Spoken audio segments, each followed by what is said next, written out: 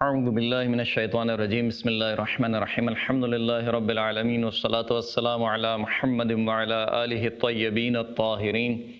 واللعنۃ الدائمۃ علی اعدائہم اجمعین اما بعد۔ محترم سامعین کرام، شہر سامرہ سے تقریباً 50 کلومیٹر کی دوری پر ایک شہر واقع ہے کہ جس کو شہر بلد کہا جاتا ہے۔ یہ شہر بلد پہلے ایک جنگل اور بیابان تھا، لیکن جب سے یہاں پر امام علی نقی علیہ السلام کے فرزند سید محمد دفن ہوئے، ان کی یہاں پر شہادت یا وفات ہوئی، اس کے بعد سے یہ شہر آباد ہو گیا۔ امام علی نقی علیہ السلام کے 4 بیٹے تھے، ایک امام حسن عسکری علیہ السلام، ایک حسین، ایک جعفر اور ایک سید محمد۔ امام کے جو بیٹے تھے سید حسین، یہ وہ بیٹے تھے جو انتہائی عظیم المرتبت تھے، زاہدوں میں ان کا شمار ہوتا تھا، متقی و پرہیزگار تھے۔ یہاں تک کہا گیا کہ امام حسن عسکری اور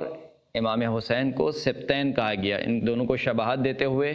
بی بی فاطمہ زہرا سلام اللہ علیہا کے بیٹے امام حسن علیہ السلام اور امام حسین علیہ السلام سے شباہت دیتے ہوئے ان دونوں کو سبتین کہا گیا۔ اور یہ بھی روایت میں نقل ہوا کہ یہ جو بیٹے تھے یعنی حسین، ان کی آواز بہت زیادہ مشابہ تھی امام زمانہ عجل اللہ تعالی فرجہ شریف سے۔ ان کا انتقال ہوا اور ان کی جو قبر مبارک ہے وہ وہیں سامرہ میں، یعنی جہاں پر 2 اماموں کی قبریں ہیں، وہیں پر ان کی بھی قبر موجود ہے۔ اسی طریقے سے ایک بیٹے جعفر، جو کہ جعفر کذاب کہلائے، کیونکہ انہوں نے امامت کا جھوٹا دعویٰ کیا۔ نہ صرف یہ کہ امامت کا جھوٹا دعویٰ کیا، بلکہ حکومت وقت کے ساتھ مل کر چغلی کی کہ ان کے گھر میں ایک وہ شخص موجود ہے کہ جو امام حسن عسکری کا وارث اور وصی بننے والا ہے، لہٰذا حکومت کو بھڑکایا کہ وہ امام کے گھر کی تلاشی لیں۔ لیکن بہرحال جس طریقے سے اور امامت کے جھوٹے دعوے کرنے والوں کا دعویٰ جو ہے وہ کامیاب نہیں ہوا، اسی طریقے سے جعفر کذاب کا بھی یہ دعویٰ کامیاب نہیں ہوا۔ سید محمد انتہائی عظیم المرتبت اور جلیل القدر شخصیت تھی، اور اس قدر متقی اور پرہیزگار تھے، یہاں تک کہ لوگ یہ سمجھتے تھے کہ اگر امام حسن عسکری کے بعد کوئی امام ہوگا تو سید محمد ہوں گے۔ لیکن کیونکہ سید محمد کا انتقال خود امام حسن عسکری کی زندگی میں ہو گیا تھا، یعنی سن 252 ہجری میں، لہٰذا جو شیعہ تھے وہ سمجھ گئے تھے کہ ان کا انتقال امام کی زندگی میں ہو گیا، لہٰذا اب یہ امام نہیں ہیں۔ سید محمد کی جن کو سبع الدجیل بھی کہا جاتا ہے، یعنی دجیل کا شیر، دجیل وہ علاقہ جو بلد کا علاقہ ہے اس کو دجیل بھی کہا جاتا ہے، اس کا شیر کہا جاتا ہے۔ سید محمد کی کئی کرامات نقل ہوئی ہیں، مفاتح الجنان میں بھی کئی کرامات نقل ہوئی ہیں۔ ان کی کرامات میں سے ایک کرامت یہ ہے کہ ان کے حرم میں یا ان کے نام کی کوئی جھوٹی قسم نہیں کھاتا ہے، کیونکہ جس نے بھی ان کے نام کی جھوٹی قسم کھائی ہے 1 یا 2 دن میں ہی اس کا انتقال ہو جاتا ہے، وہ اس دنیا سے اٹھ جاتا ہے۔ اسی طریقے سے ان کے حرم کی کرامات میں سے ایک کرامت نقل ہوئی، مفاتح الجنان میں نقل کیا گیا کہ جو شخص بھی ان کے حرم میں سے کوئی چیز اٹھا لے یا بھولے سے لے جائے تو اس کی سواری اس وقت تک حرکت نہیں کرتی ہے جب تک وہ چیز دوبارہ ان کے حرم میں واپس نہ پہنچا دی جائے۔ یہ سید محمد جو انتہائی جلیل قدر کہ جن کی شہادت، یا ایک قول کی بنا پر ان کی شہادت ہوئی، ان کو زہر دیا گیا، اور ایک قول کی بنا پر ان کی وفات ہوئی، یہ مدینے میں رہتے تھے۔ حج کے بعد اپنے والد گرامی سے ملنے کے لیے سامرہ آئے، سامرہ سے مل کر جب دوبارہ واپس جا رہے تھے تو بلد کے مقام پر پہنچ کر روایت کہتی ہے کہ شدید مریض ہو گئے اور اسی مقام پر ان کی وفات ہوئی۔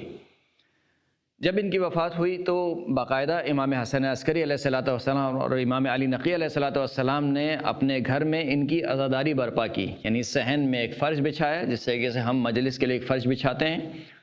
فرش بچھایا گیا۔ تمام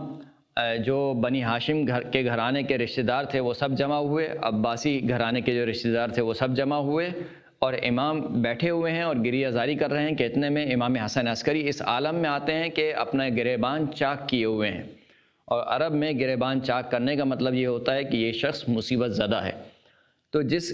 شخصیت کے انتقال پر 2 امام معصوم نے اس طریقے سے عزاداری برپا کی، اسے سید محمد کہا جاتا ہے۔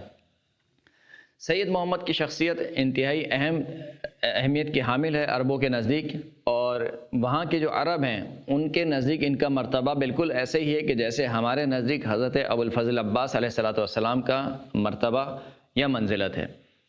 ایک نظر بہت مشہور ہے سید محمد کی، اور یہ نظر مجربات میں سے ہے، یعنی کوئی منقول نہیں ہے، کسی امام کی روایت نہیں ہے، بلکہ مجربات میں سے۔ سید محمد کی نظر کا کیا مطلب ہوتا ہے؟ نظر فقط اللہ کے لیے ہوتی ہے۔ جو بھی آپ جانور قربان کرتے ہیں اللہ کے نام پہ قربان کرتے ہیں، یا امام حسین علیہ السلام کی عزاداری میں جو ہم جانور قربان کرتے ہیں نیاز کے لیے، وہ اللہ کے لیے قربان کرتے ہیں۔ جب ہم چھری پھیرتے ہیں تو اس پر اللہ کا نام لیتے ہیں، امام حسین کا نام نہیں لیتے۔ یہ جو ہمارے خلاف پروپیگنڈا کیا جاتا ہے کہ دیکھو جو قربانی بھی غیر اللہ کے لیے کی جائے وہ قابل قبول نہیں ہے، تو یہ قربانی غیر اللہ کے لیے نہیں ہے، قربانی اللہ کے لیے ہے، اللہ کا نام لیا جاتا ہے، لیکن اس قربانی کا ثواب ہدیہ کیا جاتا ہے امام حسین علیہ السلام کو۔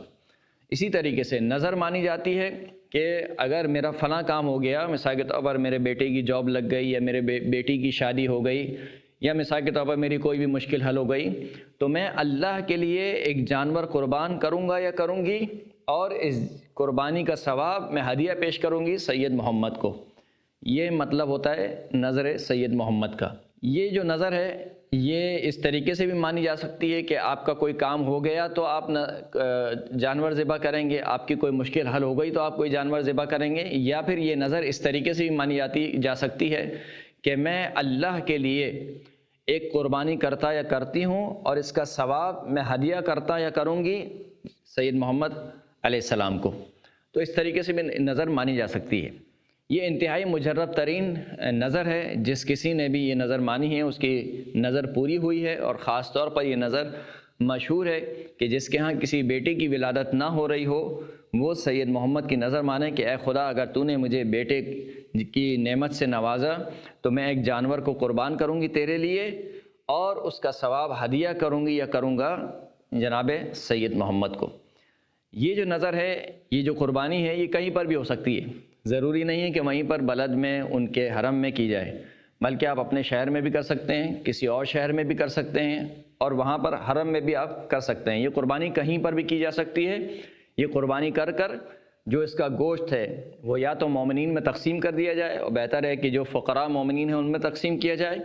یا اس گوشت کا سالن یا جو بھی کھانا بنا کر مومنین کو کھلایا جائے۔ تو یہ نظر انشاءاللہ مقبول ہے، مجرب ہے، اور سید محمد کے وسیلے سے خداوند کریم مومنین کی حاجت کو